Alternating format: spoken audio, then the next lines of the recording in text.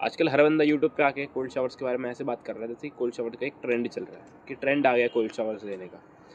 But असलियत ऐसा नहीं कि वो एक ट्रेंड चल रहा है। वो लोग बात इसलिए करते हैं भाई क्योंकि कोल्ड शावर्स इतने पावरफुल होते हैं कि वो तुम्हारे पूरे माइंड को रिप्रोग्राम कर सकते हैं, तुम्हें डिसिप्लिन बना सकते हैं, तुम्हारी हैबिट्स अच्छी करवा सकते हैं और तुम्हारी बुरी हैबिट्स को छुटा सकते हैं, तुम्हारी पूरी बॉडी को चेंज कर सकते हैं भाई।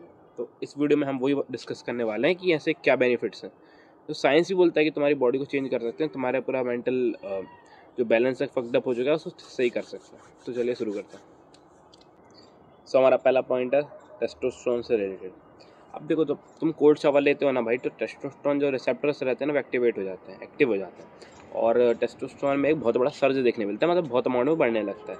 अब ऐसा क्यों होता है? क्योंकि भाई जो टेस्टोस्टेरोन और स्पर्म रहता है ना वो दोनों है ना लो टेम्परेचर बनते हैं, और जब तुम कोल्ड शावर लेके बॉडी को नेचुरली लो टेम्परेचर देते हो ना तो भाई उसके लिए आइडल कंडीशन हो जाती है। इसलिए तुमने देखा होगा भाई कि अपने टेस्टिस रहते हैं ना वो बॉडी का आउटसाइड लोकेटेड होता है, जिससे कि उसकी हीट उसको कम मिले और वो अच्छे से फंक्शन कर पाए। तो जब तुम कोल्ड शावर लेते हो ना भाई तो उसको अपना आइडियल इन्वायरमेंट मिल जाता है, तो आइडियल इन्वायरमेंट मिल जाता है तो वो अच्छे से प्रोडक्शन फंक्शन कर पाता है। तो टेस्टोस्टेरोन और स्पर्म ज़्यादा बनता है तो फिर तुम्हारा क्या होता है, सेक्स ड्राइव बढ़ जाती है, मसल गेन बढ़ जाता है, कंसंट्रेशन, फोकस और लिबिडो ये सब इंप्रूव हो जाता है। ओवरऑल तुम्हें टेस्टोस्टेरोन से रिलेटेड बेनिफिट्स मिलते हैं। सो हमारा सेकंड पॉइंट है increase blood flow and recovery. अब जब तुम कोल्ड शावर्स लेते हो ना भाई तो तुम्हारा क्या है, ब्लड फ्लो बढ़ जाता है। वो कैसे बढ़ता है ये देखो। जब तुम ठंड इन्वायरमेंट में आते हो, मतलब कोल्ड शावर्स लेने जाते हो, तो तुम्हारी बॉडी में एकदम से तुम कोल्ड शावर्स लेते हो, तुम्हारी बॉडी एक सोचती है भाई एकदम से कहाँ ठंडी आ गई, तो उस चक्कर में क्या होता है अपने वो ब्लड वेसल्स को डायलेट कर देती है, मतलब छोटा कर देती है, टाइट बना देती है। उससे क्या होता है भाई, तुम्हें उतनी ठंडी नहीं लगती ना, अडेप्ट हो जाते हो तुम ठंड उसके लिए, इन्वायरमेंट के लिए।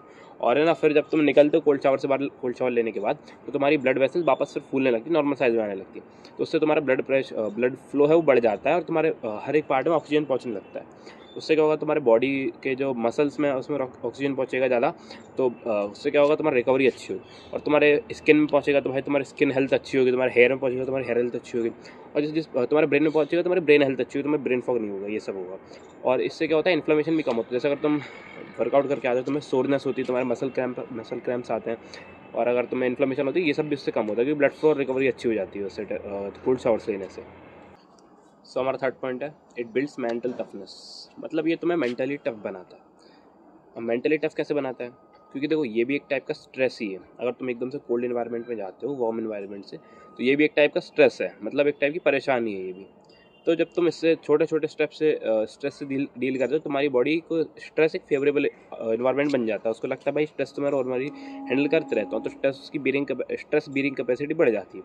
इससे क्या होता है, तुम्हारी बॉडी में डिसिप्लिन, कॉन्फिडेंस ये सब अच्छा होता है, और फिर तुम्हें सेल्फ मेंटल क्लैरिटी भी आती है। और तुम्हें फ्यूचर में अगर तुम्हें ऐसे स्ट्रेस वाली सिचुएशन आती है, जैसे कि तुम कभी पब्लिक स्पीकिंग करने लगे, फ्यूचर में स्ट्रेस वाली सिचुएशन आती है, तो तुम्हें उतना स्ट्रेस नहीं होता, क्योंकि तुम्हारी बॉडी पहले ही अडेप्ट कर चुकी होती है। इससे क्या होता है, फिर तुम घबराओगे नहीं फ्यूचर में, ठीक है। और अगर ये थोड़ी छोटी छोटी स्टेप्स लेके तुम बड़े स्ट्रेस वाले काम कर पाते हो, ये तुम्हें मेंटली टफ बनाती है। सीधी बात यह है कि ये तुम्हें अपने फियर्स को, जो अपने तुम्हारे डर है, उन्हें सप्रेस करना नहीं बता, उनको दबाना नहीं सिखाती, उसे उनके ऊपर ओवरकम करना सिखाती है। तो मतलब ये तुम्हारे लिए अगर बहुत ज़रूरी है अगर तुम मेंटली टफ बनना चाहते हो, सीधी बात। सो हमारा फोर्थ पॉइंट है better skin, hair and face glow.